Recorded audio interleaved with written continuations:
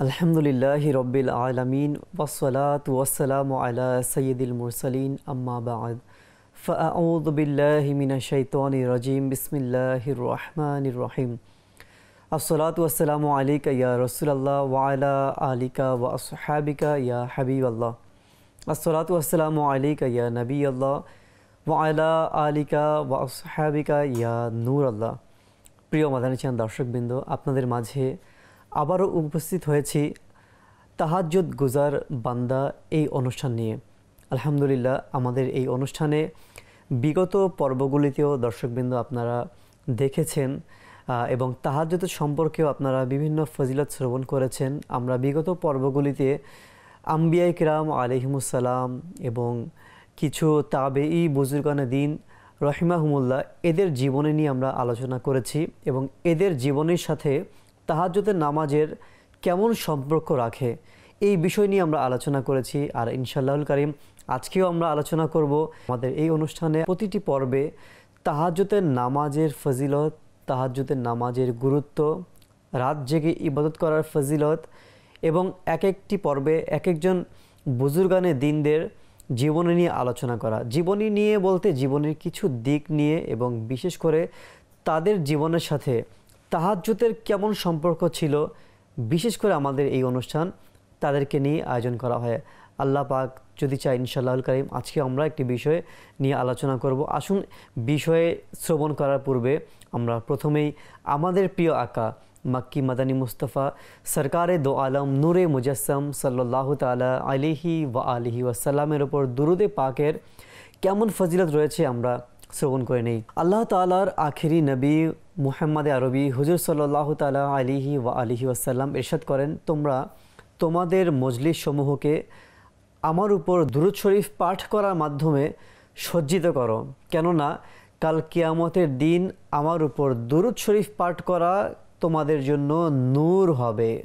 সুবহানাল্লাহ।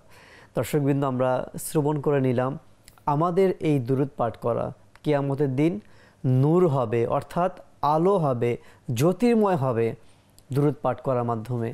তো আমাদের উচিত আমরা যেখানে থাকব, যেই মজলিসের মধ্যে আমরা আমাদের সময়কে অতিবাহিত করব, আমরা যেন দুরূদ পাঠ করতে ভুলে না যাই। কেননা আল্লাহ রাসূলের হাদিস হচ্ছে, তোমরা তোমাদের মজলিসকে আমার উপর দুরূদ পাঠের মাধ্যমে সজ্জিত করো। তো যেই মজলিসের মধ্যে দুরূদ পাঠ করা হয় না, ওই মজলিসটি আসলে অন্ধকার রয়ে যায়, ওই মজলিসটি গুনাহে ভরা মজলিসে পরিণত হয়ে যায়। আর যেই মজলিসের মধ্যে আল্লাহ রসুলের উপর দুরূদ পাঠ করা হয়, ওই মজলিস অন্ধকার থাকে না, ওই মজলিস আলোকিত হয়ে যায়, নুরানি আকার নূর দ্বারা আলোকিত হয়ে যায়। তো আমাদের উচিত দর্শকবৃন্দ, আমরা আমাদের মজলিসকে, আমরা যেই কোনো মজলিসে বসবো না কেন, আমরা যেন দুরূদ শরীফ পাঠ করে নিই। আসুন আমরা আমাদের এই অনুষ্ঠানের বরকত হাসিলের জন্য একবার দুরূদ শরীফ পাঠকে শামিল করে নিই। সাল্লু আলাল হাবিব সাল্লাল্লাহু তাআলা আলা মুহাম্মদ সাল্লাল্লাহু তাআলা আলাইহি ওয়া আলিহি ওয়াসাল্লাম। মাদানী দর্শকবৃন্দ, তাহাজ্জুদ গুজার বান্দা এই অনুষ্ঠানে আপনাদেরকে আবারও স্বাগতম জানাচ্ছি। আপনারা যেখান থেকে আমাদের অনুষ্ঠান দেখছেন সকলকে মোবারকবাদ এবং অভিনন্দন জানাচ্ছি। দর্শকবৃন্দ, আজকে ইনশাআল্লাহুল কারীম আমরা যেই বিষয় রেখেছি তা হচ্ছে ইমামে আজম আবু হানিফা রাহমাতুল্লাহি তাআলা আলাই তার তাহাজ্জুদ, তার রাত জেগে ইবাদত কেমন ছিল, তার রাতের আমল কেমন ছিল, আমরা ইনশাআল্লাহুল কারীম এই বিষয় নিয়েও শ্রবণ করব। তো আসুন আমরা প্রতিটি পর্বের ন্যায় ধারাবাহিকভাবে আমরা প্রতিটি পর্বেই চেষ্টা করে থাকি যে তাহাজ্জুদ নামাজের এক একটি ফজিলতের দিক নিয়ে। তাহাজ্জুদের নামাজ, রাত জেগে ইবাদত করার অসংখ্য ফজিলত রয়েছে। তো একটি পর্বে সেই ফজিলত বলা কখনোই সম্ভব নয়। তো আমরা এজন্য এভাবে সাজিয়েছি আমাদের অনুষ্ঠানটি, প্রতিটি এপিসোডে আমরা একটি একটি করে ফজিলত শ্রবণ করব, পাশাপাশি আল্লাহ ওয়ালাদের জীবনী, তাদের তাহাজ্জুদ নিয়ে আমরা শুনব। আল্লাহ যদি চায় ইনশাআল্লাহুল কারীম এর মাধ্যমে, এর বরকতে, এর ওসিলাতে ইনশাআল্লাহ আমাদের অন্তরের মধ্যেও তাহাজ্জুদের নামাজ আদায় করা, রাত জেগে ইবাদত করার অনুপ্রেরণা সৃষ্টি হবে ইনশাআল্লাহ আজ্জা ওয়া জাল। তাহাজ্জুদের নামাজের বিষয়ে আল্লাহ ওয়ালারা কীভাবে নামাজ পড়তেন এবং আল্লাহ ওয়ালাদের প্রস্তুতি কেমন ছিল, যেমন একটি হাদিসে পাক আমরা শ্রবণ করব যে হজরতে আবদুল্লাহ ইবনে মাসউদ রাদিয়াল্লাহু তাআলা আনহু থেকে বর্ণিত, একবার আল্লাহর রাসূল সাল্লাল্লাহু তাআলা আলাইহি ওয়া আলিহি ওয়াসাল্লামকে জিজ্ঞাসা করা হলো, ইয়া রাসূলুল্লাহ সাল্লাল্লাহু আলাইহি ওয়াসাল্লাম, অমুক ব্যক্তি গতকাল রাত হতেই সকাল পর্যন্ত ঘুমিয়ে কাটিয়েছে, এমনকি নামাজেও সে ওঠেনি। আল্লাহ রসুল সাল্লাল্লাহু আলাইহি ওয়াসাল্লাম তখন ইরশাদ করলেন, শয়তান তার কানে প্রসাব করে দিয়েছে। নাউযুবিল্লাহ মাআযাল্লাহ। হযরতে আব্দুল আজিজ ইবনে আবু রাওয়াদ রহমতুল্লাহ আলাই মুগিরা ইবনু হাকিমের আলোচনা করতে গিয়ে তিনি এই বিষয়টি বর্ণনা করেন। তিনি বলেন, তিনি যখন তাহাজ্জুদের জন্য জাগ্রত হতেন, প্রথমে ঘরে থাকা সর্বোত্তম পোশাকটি তিনি সিলেক্ট করতেন, যে আমার এই ঘরের মধ্যে সবচেয়ে উত্তম পোশাক কী, সেই পোশাক তিনি পরিধান করতেন এবং ঘরে থাকা সব থেকে সুগন্ধিময় যেই জিনিস ছিল, আতর বা সুগন্ধি করত, ওই সুগন্ধ তিনি তার গায়ের মধ্যে মাখতেন। আর তিনি নিয়মিত তাহাজ্জুদের নামাজ আদায় করতেন। সুবহানাল্লাহ। দর্শকবৃন্দ, তাহাজ্জুদের নামাজ এমন নয় যে ফরজ, একটি নফল ইবাদত। এই নফল ইবাদতের বিষয়ে যদি আল্লাহর ওয়ালিরা তারা এমন প্রিপারেশন নেয় যে সুগন্ধি লাগানো, সর্বোত্তম পোশাক পরিধান করা, তো সেক্ষেত্রে তাদের ফরজ নামাজের বিষয়ে তাদের অবস্থা কেমন ছিল। আল্লাহ আল্লাহ। আর আজকে আমরা যদি আমাদের দিকে তাকাই, আমরা যারা মসজিদে যাই কিংবা ইসলামী বোনরা যখন ঘরে নামাজ পড়ি, উভয়কেই বলছি আমাদের অবস্থা কেমন থাকে। আচ্ছা, আমি নিজেকেও বলছি যে আমাদের পোশাকে যেই পোশাক আমাদের পরিধান থাকে, আমরা কিন্তু ওই পোশাকেই মসজিদে চলে যাই, বা ঘরে যারা ইসলামী বোনরা নামাজ আদায় করে, ঘরে যেই পোশাকই থাকুক না কেন সেই পোশাকে আমরা নামাজ আদায় করি। কিন্তু না, সর্বোত্তম পোশাক পরিধান করা উচিত। কেননা আমি সর্বোত্তম জায়গায় আল্লাহ পাকের দরবার আমি দণ্ডায়মান হব। পৃথিবীর সর্বোত্তম ইবাদত নামাজের মধ্যে আমরা দণ্ডায়মান হব, তখন আমার শরীরে আমার গায়ে যেই পোশাক আছে ওই পোশাকেই নামাজ পড়ে ফেলব। কি করে হয় এটা? আচ্ছা, এটা গুনাহের কিছু না, কিন্তু তাকওয়ার বিষয়। দর্শকবৃন্দ, আল্লাহ পাক যেন আমাদেরকে এই সকল বিষয়ে অবলোকন করার, এই সকল বিষয়গুলি খেয়াল রাখার তৌফিক দান করুক। দর্শকবৃন্দ, আসুন আমরা আজকে ইমামে আজম আবু হানিফা রাহমাতুল্লাহি তাআলা আলাই, যেহেতু আমরা বিষয় রেখেছি তার কিছু জীবনের দিক এবং তার তাহাজ্জুদের নামাজ, ৮০ হিজরি ৬৯৯ খ্রিস্টাব্দ ইরাকের কুফা নগরীতে তার জন্ম হয়। আমরা তাকে সকলেই ইমামে আজম আবু হানিফা বলে আমরা চিনে থাকি। এটা তার উপনাম, উপাধি। তার নাম নোমান ইবনে সাবিত রাদিয়াল্লাহু তাআলা আনহু। শৈশবেই তিনি নবী পাকের এক সাহাবী আনাস ইবনে মালিক রাদিয়াল্লাহু তাআলা আনহু এর সাহচর্য লাভ করেন। তার মাধ্যমে তিনি তরবিয়ত হাসিল করেন, তার দিদার তিনি লাভ করেন। আর আমরা সকলেই দর্শকবৃন্দ এটা জানি যে তাবেঈ বুজুর্গ তাদেরকেই বলা হয় যারা নবী পাক সাল্লাল্লাহু আলাইহি সাল্লামকে সরাসরি দেখেনি, কিন্তু নবী পাকের সাহাবাগণদেরকে তাদের জিয়ারত করেছে, তাদের সোহবত লাভ করেছে। তো তারাই হচ্ছে তাবেঈ।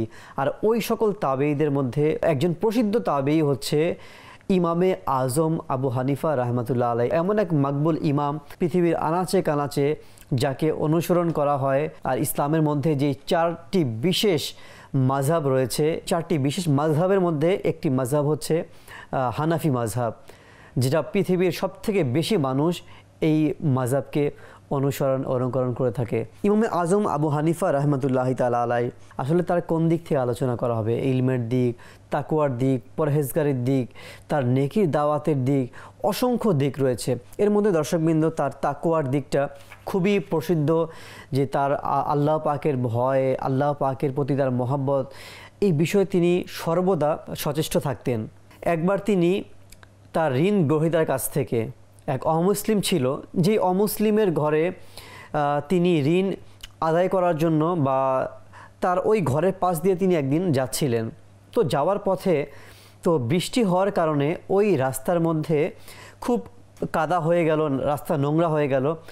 তো অতিরিক্ত কাদার কারণে ইমামে আজম আবু হানিফা রাহমাতুল্লাহি তাআলা আলাই তার জুতার মধ্যেও অনেক কাদা লেগে গেল। তো তিনি কি করলেন? তার জুতাগুলি পরিষ্কার করছিলেন। তো পরিষ্কার করতে যেয়ে কিছু কাদা ওই অমুসলিমের ঘরের দেয়ালের মধ্যেও লেগে গেল, যেই অমুসলিমের কাছে তিনি টাকা পেতেন।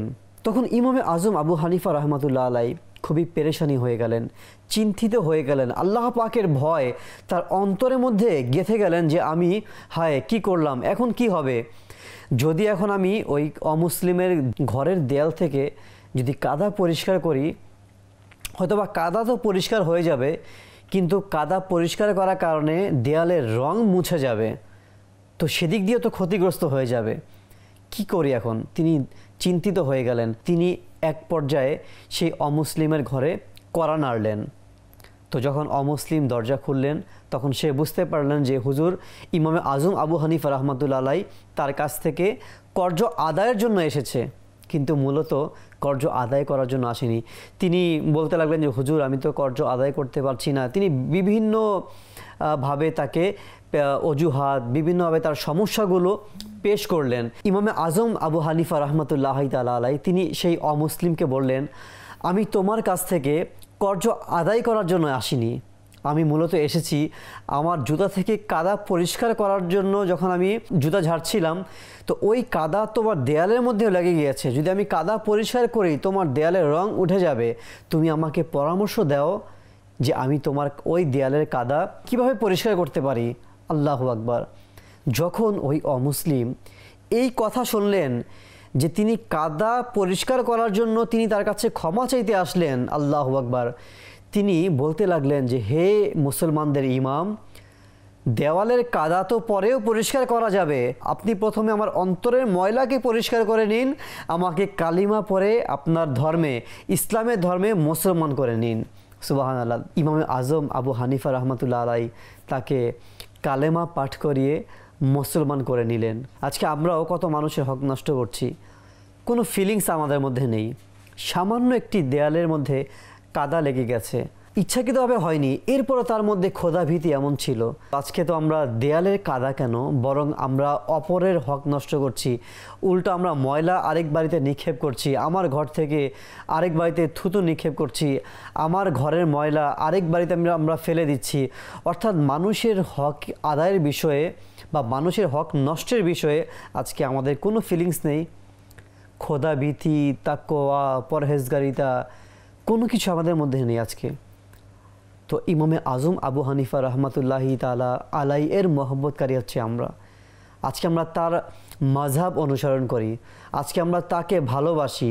এমন কোনো ব্যক্তি কি আছে বলতে পারবে যে না আমি তাবেই বুজুর্গকে মানি না? সকলেই মানে, সকলেই তাকে অনুসরণ করে, ভালোবাসে, কিন্তু আফসোসের বিষয় হচ্ছে আমরা তাদের আদর্শ থেকে অনেকটুকু দূরে। আল্লাহ তাআলা যেন তার এই তাকওয়া, এই আদর্শ আমাদের মধ্যেও দান করেন, আমিন।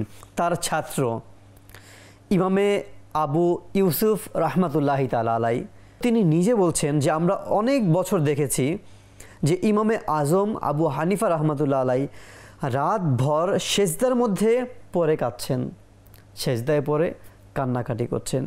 কখনো এক আয়াতে স্থির হয়ে সারা রাত কাটিয়ে দিয়েছেন। যেমন সূরা কামারের 46 নং আয়াতের মধ্যে একটি আয়াত তিনি যখন পাঠ করেন, তো ওই আয়াত পাঠ করে ইমামে আজম আবু হানিফা রহমতুল্লাহ আলাই এই একটি আয়াতকে কেন্দ্র করে সারা রাত তিনি কান্নাকাটির মধ্যে কাটিয়ে দিয়েছেন, ইবাদতের মধ্যে কাটিয়ে দিয়েছেন। সেই আয়াতের অনুবাদ কি ছিল?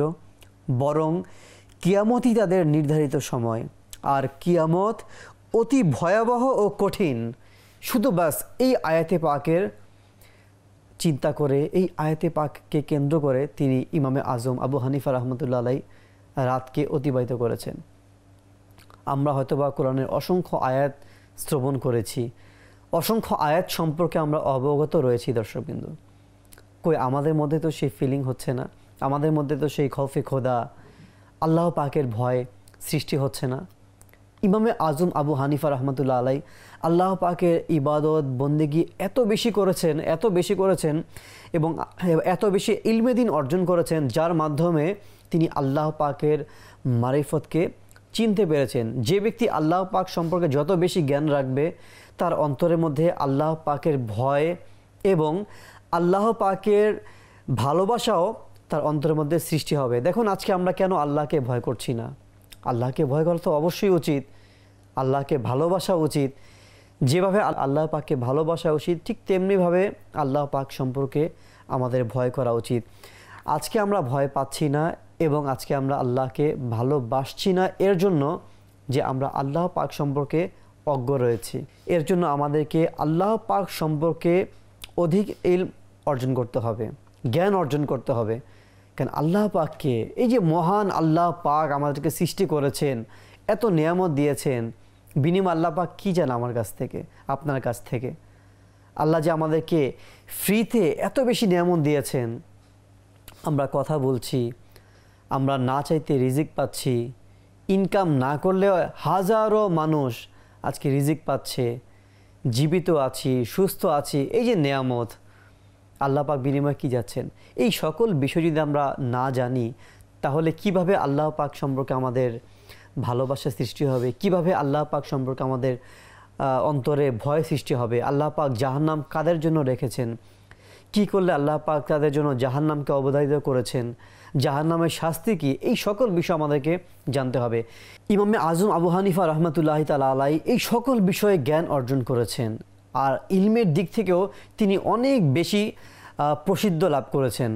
কেউ কেউ বলেন যে ইমামে আজম আবু হানিফা রহমতুল্লাহি তাআলা আলাইহি ইলমের দিক থেকেও যেমন ছিলেন, আমলের দিক থেকেও তেমনই ছিলেন। অর্থাৎ যেমন জ্ঞান ছিল, জ্ঞান অনুযায়ী তিনি আমলও করতেন। কিতাবের মধ্যে আসছে ইমামে আজম আবু হানিফা রহমতুল্লাহি তাআলা আলাইহি বহু বছর তিনি এশারের অজু দিয়ে ফজরের নামাজ আদায় করেছেন। সুবহানাল্লাহ, সুবহানাল্লাহ। এর মানে এই নয় যে তিনি কখনো ঘুমাতেন নাই। কিতাবের মধ্যে আসছে বরং রাত জুড়ে এত ইবাদত করতেন যে তার অজু ভেঙে যেত না। সুবহানাল্লাহ। আরও বর্ণনার মধ্যে আসছে একাধিকবার তিনি একই রাকাতে পুরো কুরআনুল কারীম খতম করেছেন। সুবহানাল্লাহ।